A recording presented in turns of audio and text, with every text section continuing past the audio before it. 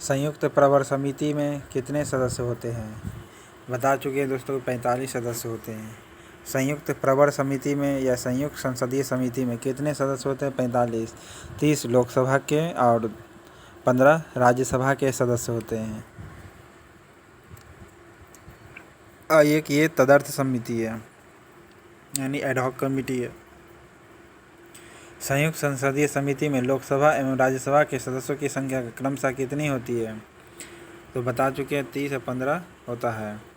30 लोकसभा और 15 राज्यसभा के। निम्न में से कौन सी समिति विभिन्न विषयों पर चर्चा के लिए समय पर निर्धारण करती है? विभिन्न विषयों पर, देखिए कौन समिति है जो विभिन्न विषयों पर चर्चा के लिए समय का निर्धारण करता है? तो कार्य सलाहकार समिति, वर्किंग एडवाइजरी कमेटी जो होती है, ये समय का निर्धारण करेगा। ये क्या करेगा? वर्क का टाइम का निर्धारण करता है। किस चीज़ का निर्धारण करता है? ये समय का निर्धारण करता है। किस चीज़ का? समय का निर्धारण करेगा। कौन? Working advisory committee. कौन करता है? वर्किंग एडवाइजरी की जो कमेटी होता है, समय का निर्धारण करेगा। कौन समिति है जो विभिन्न विषयों पर चर्चा के लिए समय का निर्धारण करता है? तो वर्किंग एडवाइजरी कमेटी होगा। नेक्स्ट है, लोक लेखा समिति अपनी रिपोर्ट प्रस्तुत करती है किसको? तो लोकसभा अध्यक्ष को प्रस्तुत करेगा। लोक लेखा समिति जो होती है अपनी रिपोर्ट किसे प्रस्तुत करेगा? तो लोकसभा अध्यक्ष को प्रस्तुत करता है। अगर एग्जाम में पूछेगा लोक लेखा जो समिति होता है, पब्लिक अकाउंट कमेटी जो होती है, वो किसको बिल प्रस्तुत करेगा? तो लोकसभा अध्यक्ष को प्रस्तुत करता है। अध्यक्ष उस संसद के पटल पर रखता है। फिर क्या करता है? उसको संसद के पटल पर रखेगा अध्यक्ष। नेक्स्ट है, देखिए प्रवर समिति क्या करती है? फाइनेंशियल से संबंधी जो कार्य होता है उसको देख रेख करता है। इसका आंसर होगा डी दोस्तों। ठीक है, देखिए प्रवर समिति जो होती है फाइनेंशियल जो बिल होता है उसकी समीक्षा करना होता है और उसका परिवर्तन का सुझाव देता भी है। परिवर्तन का सुझाव भी देता है। प्रवर समिति जो होती है फाइनेंस की समीक्षा करता है तथा परिवर्तन का सुझाव देता है, यानी वित्त की समीक्षा करता है और परिवर्तन का सुझाव देता है। प्रवर समिति जो 45 सदस्यीय समिति होता है, जिसे तदर्थ समिति भी कहा जाता है या संयुक्त संसदीय समिति भी कहा जाता है। ठीक है, प्रवर समिति को। लेकिन ये क्या करता है? फाइनेंस से जो समीक्षा करना होता है और परिवर्तन का सुझाव देता है। वित्त की समीक्षा करता है और परिवर्तन का सुझाव देता है। वित्त की समीक्षा करता है और परिवर्तन का सुझाव देता है। ओके, लोक लेखा समिति जो होता है सरकारी पैसा सही ढंग से खर्च हुआ है या नहीं, इसकी परीक्षा करता है। कौन? लोक लेखा समिति। लोक लेखा समिति सरकारी पैसा सही ढंग से खर्च हुआ है कि नहीं हुआ, इसकी क्या करता है? परीक्षा करता है। सरकारी पैसा सही ढंग से खर्च हुआ है या नहीं, इसकी परीक्षा करता है। कौन? लोक लेखा समिति। लोक लेखा समिति क्या करता है? सरकारी पैसा सही ढंग से खर्च हुआ है कि नहीं हुआ है, ये कौन करेगा? लोक लेखा समिति करता है। और प्रवर समिति क्या करता है? फाइनेंस की समीक्षा करेगा और परिवर्तन का सुझाव भी दे सकता है। ध्यान रखिए, प्रवर समिति क्या करे? परिवर्तन का सुझाव दे सकता है, लेकिन लोक लेखा समिति क्या होता है? इसकी परीक्षा करता है। सरकारी पैसा सही तरीके से खर्च हुआ है कि नहीं, इसकी जांच करेगा, परीक्षा करेगा। और प्राक्कलन समिति जो होता है बजट में विभागीय व्यय की जांच करेगा। प्राक्कलन जो समिति होती है जो 30 सदस्य होती है, लोक लेखा समिति 22 सदस्य होती है। 15:7 का रेशियो होता है लोक लेखा समिति में। ठीक है, और ये क्या करती है? लोक लेखा समिति सरकारी पैसा सही ढंग से खर्च हुआ है या नहीं, इसकी जांच पड़ताल करेगा। प्राक्कलन समिति क्या करता है? बजट में विभागीय व्यय की जांच करेगा। जो बजट में विभागीय जांच है, यानी हर डिपार्टमेंट जो खर्च कितना किया है उसकी जांच करेगा। कौन? प्राक्कलन समिति। ठीक है, प्राक्कलन समिति क्या करता है? बजट में विभागीय व्यय की जांच करेगा।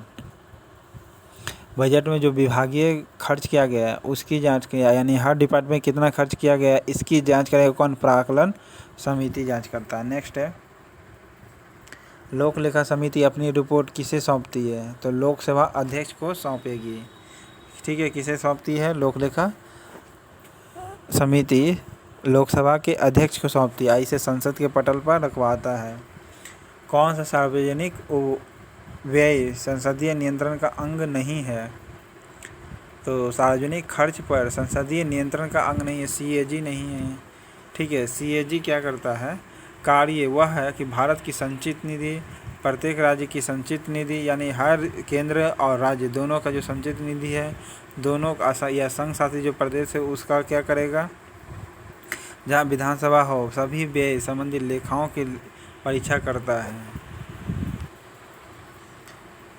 सार्वजनिक खर्च जो संसदीय नियंत्रण का अंग नहीं है, संसदीय नियंत्रण का अंग नहीं है, कह रहा संसदीय सार्वजनिक व्यय का रिपोर्ट तो व्यय करता है सीएजी या स्टेट का या केंद्र का, लेकिन ये संसदीय नियंत्रण का अंग नहीं है, सीएजी नहीं है। बाकी प्राक्कलन समिति है संसदीय नियंत्रण का, ठीक है। इसमें 30 सदस्यीय समिति है। सार्वजनिक उपकरण समिति में 22 सदस्य होती है, जो 15/7 का रेशियो होता है। अस्थायी समिति है, ठीक है दोस्तों।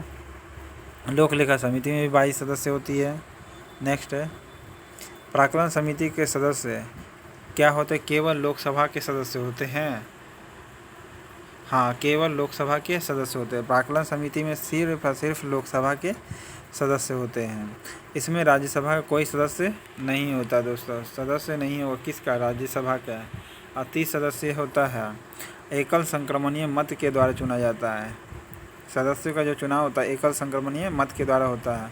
अध्यक्ष का चुनाव लोकसभा अध्यक्ष करेगा और इसका सत्तारूढ़ दल होता है सदस्य। इसका 1 वर्ष कार्यकाल होता है।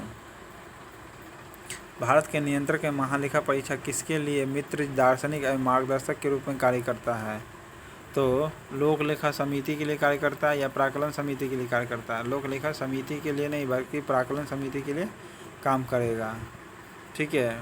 भारत के नियंत्रक एवं महालेखा परीक्षक किसके लिए एक मित्र एवं दार्शनिक का कार्य करेगा, तो प्राक्कलन समिति के लिए काम करेगा। सीएजी जो होता है किसके लिए, एक मित्र, दार्शनिक एवं मार्गदर्शन के लिए कार्य करेगा, तो प्राक्कलन समिति के लिए कार्य करेगा। महानियंत्रक एवं परीक्षक किसके लिए एक मित्र, दार्शनिक एवं मार्गदर्शक के रूप में कार्य करता है, तो प्राक्कलन समिति के लिए करता है। किसके लिए करता है, प्राक्कलन समिति के लिए करता है। मार्गदर्शक के रूप में सीएजी किसके लिए करता है काम, प्राक्कलन समिति का। सीएजी मार्गदर्शक के रूप में किसके लिए काम करता है, तो प्राक्कलन समिति के लिए। सीएजी जो होता है किसके लिए काम करता है, तो बोलिएगा आप, प्राक्कलन समिति को के लिए।